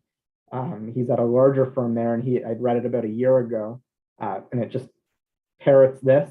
You're still in breach of the agreement. One of the contractual obligations was to give a deposit. The problem becomes that if someone doesn't give a deposit, what are you left to go after? You're really probably best to try and mitigate your damages. If the deposit was a small amount, do you want to have to go through Superior Court where you're going to spend, $20,000 to sort of get the ball going? Okay, so I don't know if there's any other questions for me, but that's all I have, and I'll be around. So if you have questions, I'm more than happy to ask. Again, anything I'm saying here is of a general nature. So if this was a specific question for something that you're dealing with, make sure you speak to your lawyer, go through the facts. They're going to have all the specific facts, and should be able to guide you appropriately. Thank you, Jordan. Appreciate it, my friend. This Thank is you. Jordan Green. Make sure you call him up before you sign any agreement. He's not your lawyer until you retain him. A retainer is must. He works with us and he understands the process we're going through, especially nowadays. Things can be very on a slippery slope. If you're not careful, whoever your lawyer is, make sure you have a lawyer before you sign an agreement, and that agreement must be reviewed, especially if you is a builder. Recently, a case happened in Toronto. A gentleman developer took $250,000 deposit, and only $100,000 is secured. And now people have lost so much money, and that is the situation happened recently in Richmond Hill. So just be careful. Consulting a lawyer may gonna cost you a little bit of money, couple $1,000, but losing $150,000 to $200,000, I think that's not very cool. Having said that, Jordan is gonna be with us for a while. He's gonna be also in the break room shortly, but he's gonna be here. So if you have any questions, you can call him directly. I have his permission to give his cell number directly to you guys, 647-478-8966. And please make sure you call him between normal business hours. He just got engaged last month, by the way. Congratulations, my friend. All right, we're gonna bring the next person in. Before we bring next person is, I think I need to go back a little bit here. If it is my friend here, and she was talking earlier. I think she is supposed to be, no. Randy Goodman, are you there, my friend? Randy Goodman? I am. Okay, let me see if it is your slide, if I can bring it in.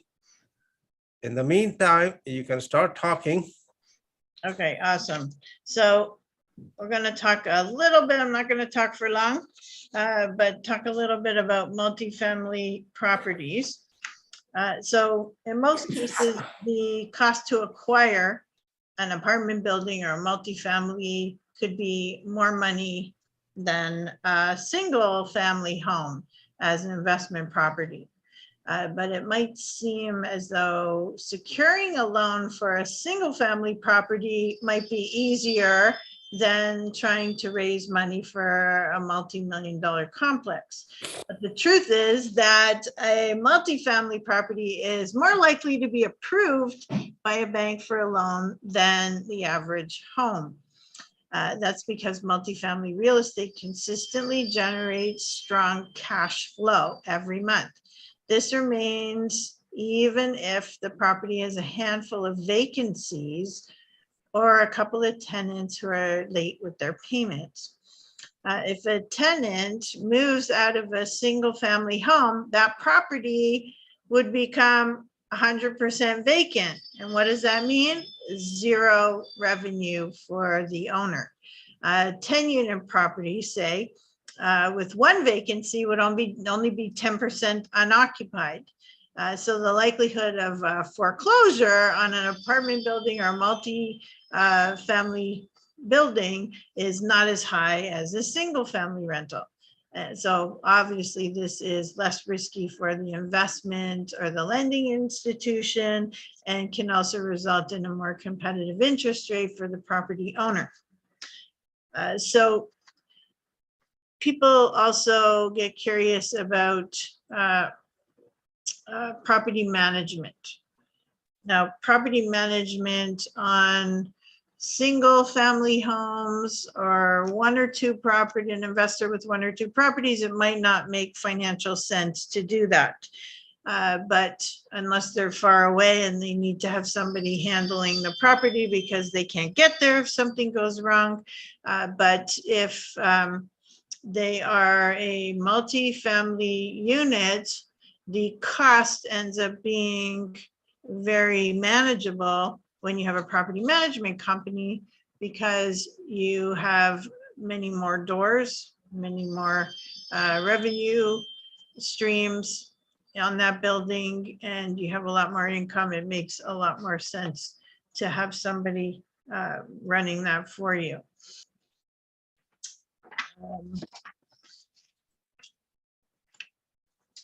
So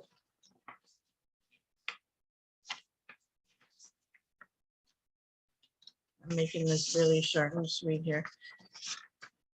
The multifamily residential real estate market is ideal for individuals and investors amid high inflation, which we're at right now, increasing interest rates, which we're at right now, and soaring home values, although we're seeing a little decline there, and energy price forecasts. For middle income individuals and families, as market uncertainties support renting in the short term. For investors, the capital appreciation from increasing property values and consistent cash flow from the high rental demand support investment positions in multifamily residential real estate. More revenue, more cash flow, as well as the long-term appreciation on these multifamily homes. With more immigration and the need for more places to live, there's a huge need for rental units. Prices are coming down, the demand for housing is up, more units are coming available in the market as they're either distressed or they're trying to sell before the prices keep coming down, keep dropping as the interest rates continue to rise. The effects of COVID are hitting people and they have to sell. They need the funds to live, to move, to survive, whatever it is that they need it for. So watch the market for great deals in the next couple of months. All right. Thank you, Randy. Randy is 9 times, by the way, 9 times international bestseller author, by the way. She's an international speaker. She's my sister from just a sister. Let's put it that way only. Thank you, Randy, for being here tonight. And what we're going to do is next is we are going to go possibly in a break time before. I think we should take a break room. This is going to be breakaway rooms. By the way, you'll be divided into different groups and you're welcome to chit chat. It'll be about 5 to 7 minutes. In the meantime, you're going to grab a cup of coffee, go to washroom. We're going to continue, but for next 5 to 7 minutes, just give me a few minutes before you guys are put in a separate rooms though. So this is going to be a lot of fun and you will be going into different rooms. Please make sure that everybody get opportunity to speak for a few minutes and they can introduce themselves. That'll be great. Only 7 minutes, please, from right now. Thank you.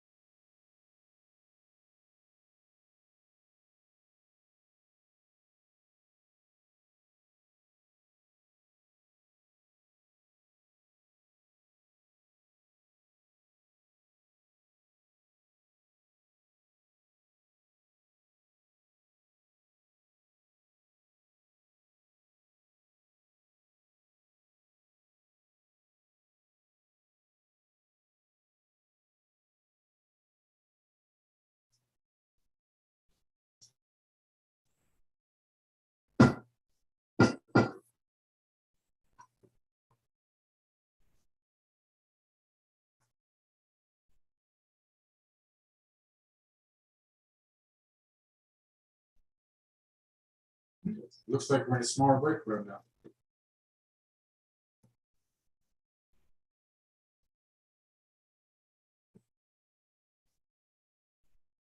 Oh, so are we still in the break room? I thought we're in the main room now. We're in a smaller break room. Oh, okay. Oh, here comes Okay, that's the good. break room. Mm-hmm. Oh no, so Keith, we are in the main one, I think. Good afternoon, Mr. Frank. Okay, we are back in the main room. Hopefully.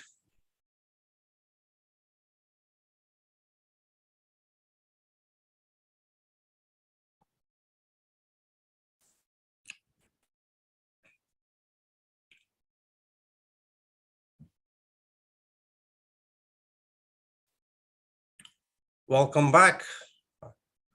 It seems like not everybody's back here yet. Let me just check if this, okay, they're coming back, sorry. So how was the meeting? How was the break room? Great, sir. Great. Good, excellent. Very short. All right, excellent. Well, as long as you got a chance to speak to somebody, you've spoken, that's more important than anything else though. I'm gonna skip this one. We're gonna get into more or less what you should know. No, I'm gonna present it tonight. Last meeting was, I was not feeling that great, that I thought, hey. So question about real estate is, some of you might be doing it on a different level. And if you're doing it, whatever you do, make sure you're doing it, what we call is, what is your ikagai. Make sure whatever you do it with love. You're really good at it.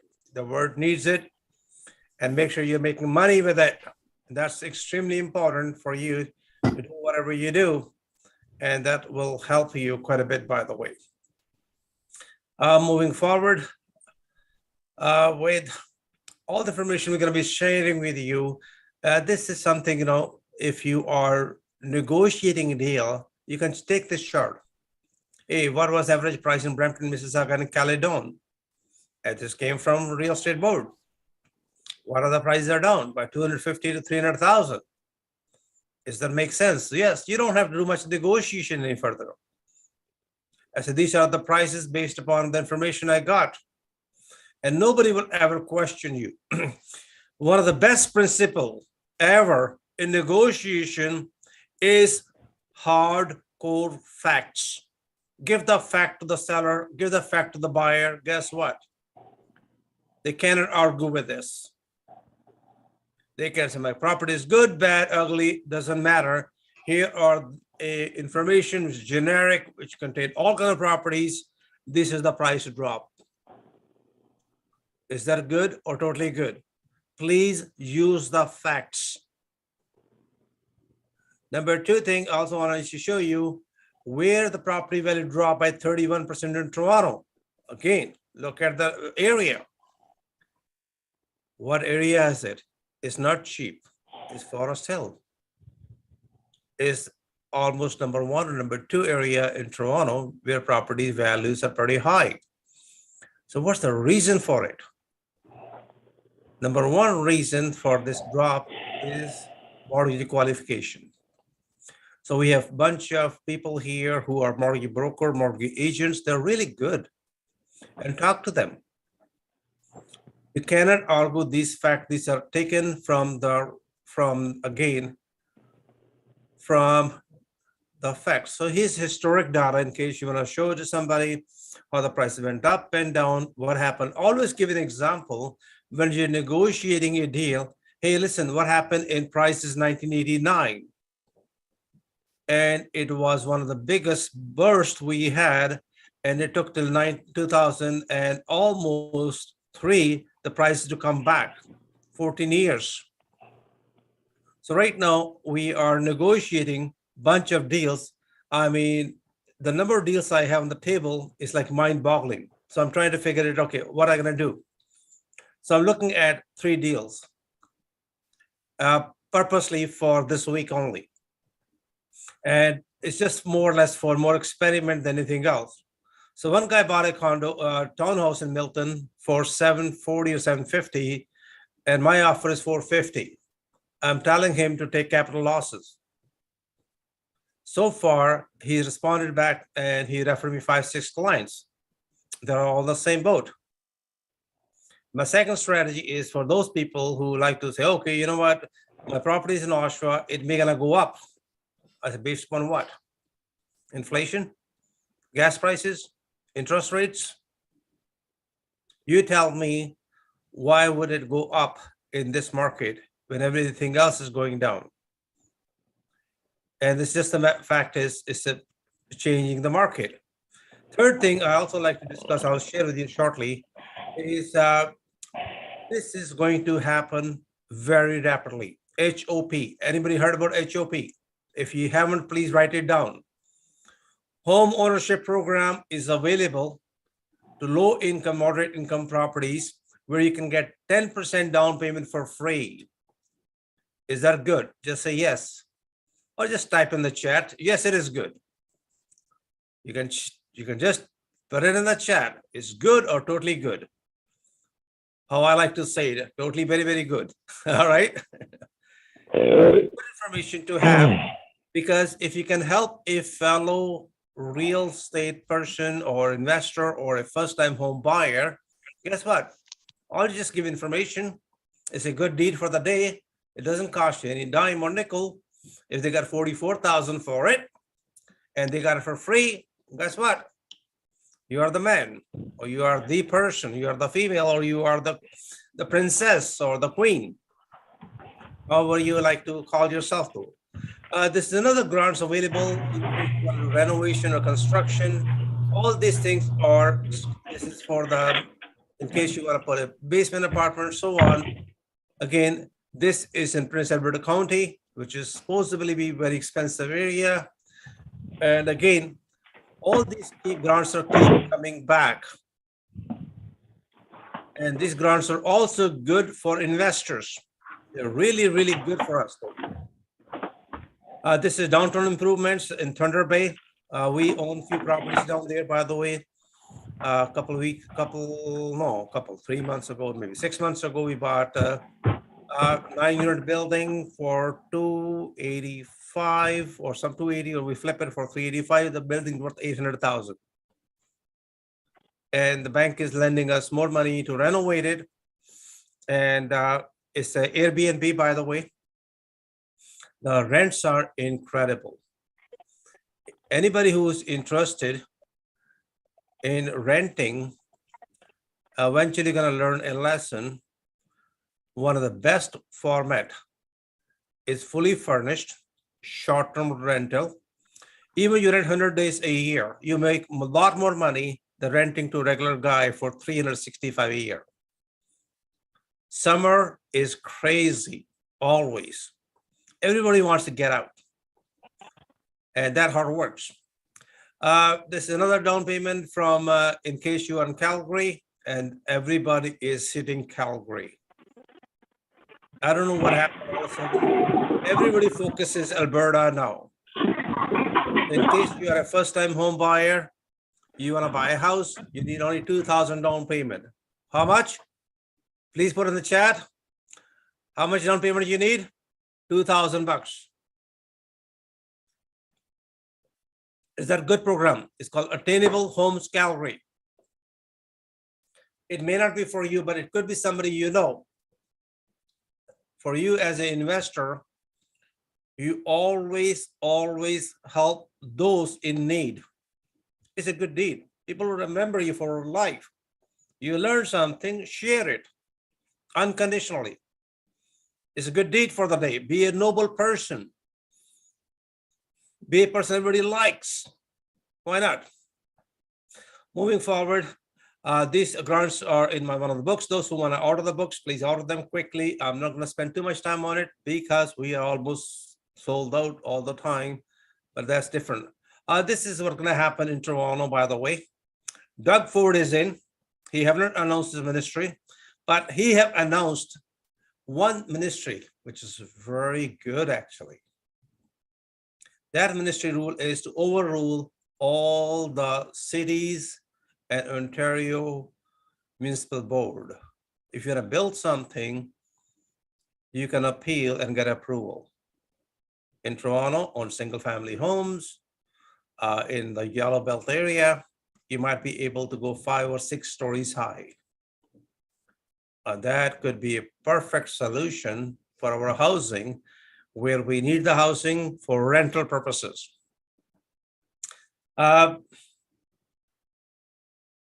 Joint ventures, wholesaling, hard money, this is something you must learn if you want to become exceptionally successful.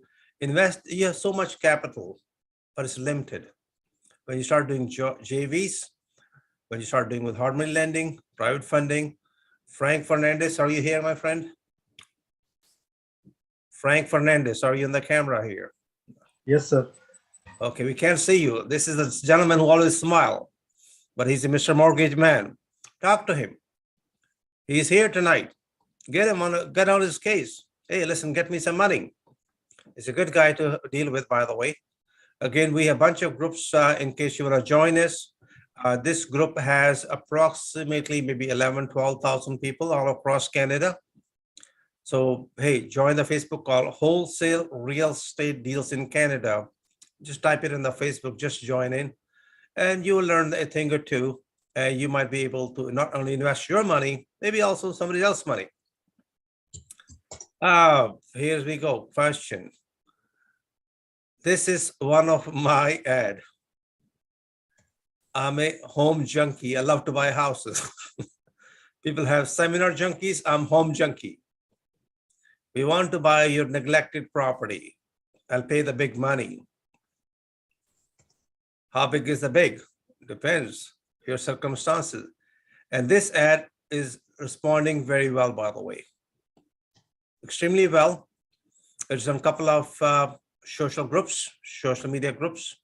It works. You are welcome to copy it. And it may gonna do a lot of good to you. And you get to know the pulse as well, though. And those people who have a lot of money sitting in your RSP, TFSA, or your HELOC, you want to invest, here is a word of advice. Don't go for the high interest rate and high risk. Please invest for 5 or 6%, low risk, long term. First place. It's much, much better to be safe. Don't be greedy. And if you're looking to invest and park your money, talk to one of the superstars here. There we have about 8 or 10 superstars here tonight. Frank is one of them. Teresa, Vladimir, Keith Waters, Jaspal, Shibangi, and maybe Kamal and Jaspal. Talk to these people. If you want to have a secure investment, don't expect more than 5 or 6%. They may gonna give you 1 or 2% as a bonus. Your money can be, you can tie up the money for 3 years, 5 years, but it is a sound investment. Just thought I should express my opinion. Make sure you get your legal independent advice, by the way. This is all eviction. This is a nightmare, by the way. This, our landlord tenant board is so much screwed up, and it's very difficult in this, especially COVID. I sometimes didn't even bother pushing enough because you know what, there are so many delays. I'm going to show you a slide tonight, which will bring you awareness that vetting or doing the proper due diligence on a tenant from hell can bring you $300,000 to $400,000. Only one tenant can make you almost bankrupt if you're not careful. But when eviction is taken by the banks, which is going to happen a lot lately, guess what? People come to their senses. They want to do a deal. I'm going to talk about owner financing shortly tonight. It's just very important that you should be aware of it. Foreclosures and power sales are coming like crazy. One expectation is there will be 2 million homeowners in Ontario can lose their homes. 2 million homeowners. Is that a lot? Yes. But over 5 to 7 years, not right away. The party just began. People are getting used to it. and they're not getting used to getting mortgages and declining and all the stuff. The market is buyer's market, not seller's market. Realtors are not used to this, and they are adjusting accordingly. Mortgage brokers are adjusting accordingly, and people are realizing it. Hey, what's more important, food or accommodation or a house? The survival. And 1/4 of Canadians saying, I don't need a house. They are ready to let it go because it's costing a lot more, is affecting their life, by the way. And that was recently a survey done by Manulife. So those who are facing foreclosure, we help them out. This summer or coming fall, we'll be offering 3 different programs: creative financing, foreclosures in Alberta, BC, power sales in Ontario. There are different training programs. If you're interested, just drop me a text message. You're interested, we'll see if we can get you in on those programs. Most of the programs are only reserved for certain type of investors only. We have done the break room, something about coaching program. We are not taking that many people this year anymore. Exceptionally, maybe 1 or 2, but again, you might have to wait for a year or 6 to 8 months before we take anybody else in coaching. One of the things people talk about all the time, and I like to share with you, the biggest risk you take is not taking any risk. I don't want to take a risk. Okay. Never step out of the, don't go to even the shower. You never know, you're going to slip and fall. Again, just thought I should share with you. Best investment ever is yourself. Always, always keep investing yourself. Is so important. If you don't, later on, you regret it. You send your children to school for 20, 25 years. Please, please do that. Okay, something you should know. Here is number 1 worst nightmare tenant. You can Google this thing and you could have nightmares. This gentleman named by Arif Adnan Sayed, he is renting the luxury rooming houses, turning a house, turn every freaking room to a rooming house, putting families in living room, families in dining rooms. And guess what? He knows the law. And he has been in the same business or similar business for many years. This is one of the picture. If you ever get this guy dress up nicely, comes in a nice Rolls Royce, or say, I'm gonna rent your house for $5,000 a month, guess what? Run. If you Google it, you want to learn the basics. Don't become a landlord without proper education or training, please. Do not become a landlord. Do not hire a property management company if you do not have the basics. It could become a nightmare. One bad tenant. This bad tenant have caused so much loss. Like one of the estimate is $170,000 damage. They'd rather keep the property empty. Something else, 1 in 4 Canadians would have to sell home if interest rate keep rising. Well, this is basically a survey, and people argue with me, hey, listen, this survey was done in a small area, in a smaller town. It doesn't represent me. I'm in Toronto, I'm in Vancouver, I'm in a different city. And they said 2/3 of Canadians do not want view homeownership as affordable and local community. And people are struggling. And more or less, it gives you a bit of a pulse. Let's say even this information is totally incorrect. What does that mean to you? It means to be what? Being cautious, but not in a good manner. It's a good manner. Time to get, rake in all the bargains. 0% financing, owner financing, property at a discount, ask for capital losses, and many, many different strategies. We have an apprenticeship program coming in July. It'll be all brand new strategies, totally different. Why? You need to move along with the circumstances. Not every strategy works in every market. So there will be brand new strategies, by the way. Those who have taken the apprenticeship, you're welcome to attend again. Maybe you see if we have room for it, but it is important for you to know. Next thing I'd like to show you is where are the price drops are from February to May 2022. Well, some areas have done okay. which are only more or less 2 areas, but most of the areas have not done that well. These are figures came from the Toronto Real Estate Board, by the way. When you are negotiating a deal, take a print of this thing to your seller or buyer. If you're listing a property. Funny enough that these facts, you leave it with them and say, would you please verify information if you like? Or why don't you go to the Toronto Real Estate Board's website and check it out? That gives you credibility, tremendous amount of credibility, by the way. Next thing I'd like to show you which areas are going crazy in Toronto. Would you like to know that? Yes or yes? Yes. Yes. Yes is a good answer always. Say Milton Hall, Thorncliffe Park, people thought some of these areas, they will never go up.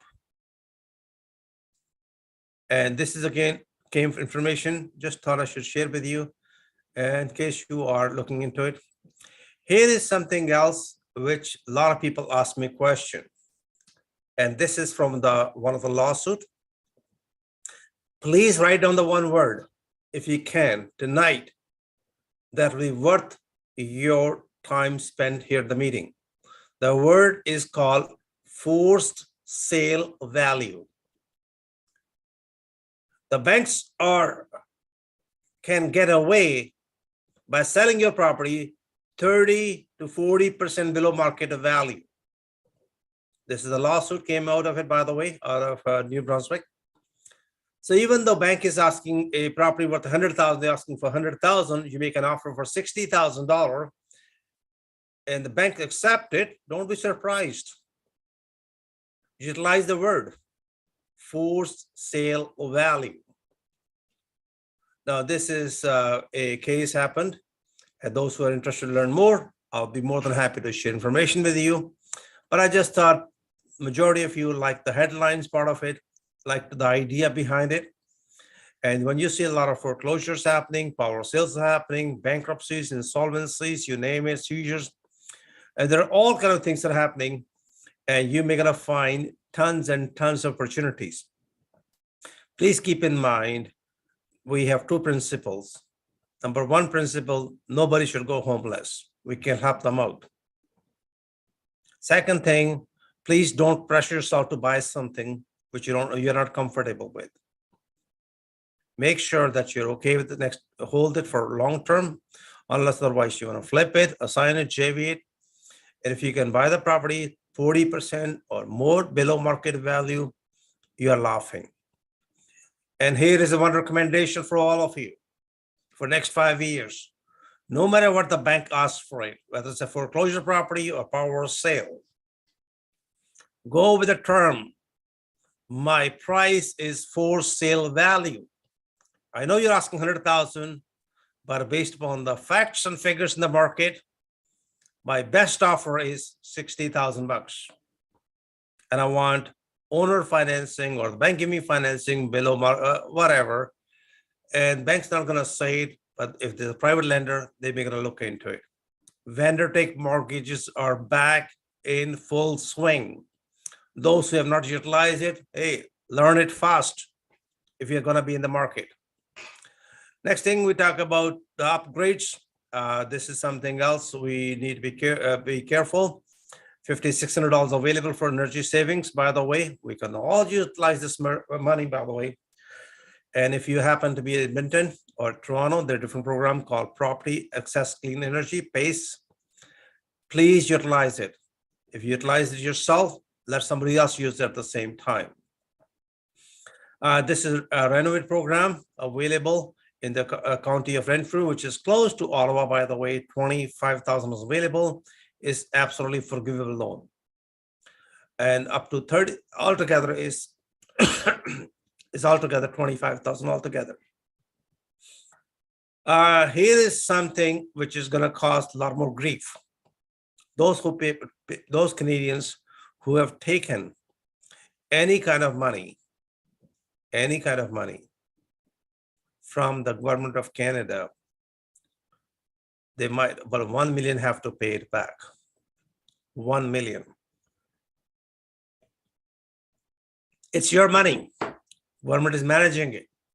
So 1 million Canadians have taken advantage, which they might have done it out of necessity, not to commit a fraud or something. And that money has to come back. And that is going to add a lot more oil in the fire when people are already struggling. This is a beautiful home. Who wants to buy this property for $79,000? Anybody? You can turn your mics on if you like, unmute yourself.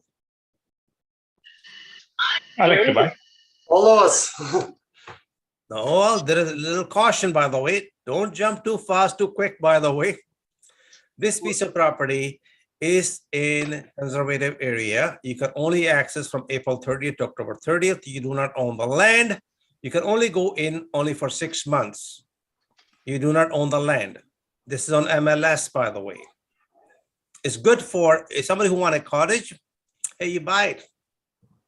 It's in your backyard in Toronto, in Caledon. It's in the Terracotta Conservative area. Beautiful location, by the way. Beautiful house. And it's on MLS. And you don't want to go that far because gas is too expensive. Kids don't want to wait. It can be a good deal. Right, Peter? Peter Coyne. Is that a good deal, sir? So why you only can access on a certain time? Because they don't clean the snow. I am so sorry, Nataj. I am just getting out of my car. I've been listening to you while I've been doing other errands. And I'm sorry. That's okay. And I think if you called me before, I have sold my income property in Brampton, and the new owner was talking to me because I did raise my hand, I believe, earlier. So I apologize if I didn't answer at that point. No problem. It's all good. I know you're on the road. We can see you walking. Okay, all right. I wasn't sure about that. Excellent. Well, sir, I'm so glad to talk to you. I have sold my property in Brampton. Excellent. I wanted to talk to Jerry. I am just retired now. This last few days in the fire department, so I'm no longer employed. So I have to make this real estate business work now. Excellent. Peter, question for you. Go ahead. Peter is a fireman in the city of Brampton. Toronto, I'm sorry. Thank you. Question for you. How often do you give out building fire code violation notes? Well, I'm a firefighter under the suppression category. Okay. That would be another department within the fire department called prevention. Those people work out of an office and they do inspections and that sort, look for those violations, and they report them and give out those citations. So okay, here is my second question for you. You're not going to get off the hook very quickly from me. Here is a question for you, and this is very typical. A house is on fire, that's in the city of Toronto, and you notice an illegal basement apartment. And do you have the power to shut down the property? No, we don't have the power. First of all, how would we know that it's illegal? Only the city would know that through their bylaws and whether it's registered or not. It could be contrived that the captain at the scene might say or find out somehow that it is an illegal property, basement, apartment, or whatever dwelling. And there could be other violations, and then they would pass it on to prevention and other departments. Let me rephrase my question to you, Peter. So I'm going to put a scenario here. You, as a fireman, goes in a fire. You see in the basement, there's a bedroom, but there's no window. And there's no exit. There's no two exits there. Yeah, no egress. We call that egress. Right. There has to be egress, a number of egress for people to escape in case there is this type of situation, a fire or emergency exits. And it can be a window, but it has to be of a certain size to allow Yes. people to get out. So those are parameters that I don't have the exact numbers for you right now, but that is a very good question and very important. Yes, if you're going to purchase something like this, you might have to do a retrofit to make that possible, Peter, so that is you're it, not in violation. yeah, is it possible for next meeting on July, I can have one of the fire prevention department to speak to us in the meeting? Well, that's a great question. I'll see what I can do for you now, Taj. Thank you. But can we talk offline? I'll Yes, give please. you a call. Okay, and see what arrangements we can make in timelines. Absolutely. Sure. Yes, I'm about to, like I said, retire. I just bought an RV. I'm going to travel for the next couple of years around North America, and I'm hoping to keep in touch with you and your program to be able Excellent. to purchase properties. And I want this to be a write-off. As a question I wanted to ask Jerry, I've only set up a corporation for this matter in Canada. I'm actually getting rid of my property in US as we speak. This week is going on for sale, but that was a question about taxation and see if that. But I will talk to you about that Sure. offline. Okay. Absolutely. Yeah. Make sure you talk to Jerry one-on-one. It's something confidentially, and he will take care of you. Okay. Here's the deal. Again, one more time. 14221 Winston Churchill Boulevard. In case it's MLS, I'm not promoting it, but in a way, I kind of find it very cute, beautiful house where you can live there. Is you pay about $1,000 a year for the land lease, and you pay heat, hydro, water. 80,000 may not be a lot of money, but again, I just thought I should share with you. What can you buy for $80,000 in Toronto? We were doing something funny a couple weeks ago, 2 weeks ago, and my staff is kind of funny, and they're saying, "Uncle, can we buy a piece of property, a condo, for $250,000 or less in Toronto?"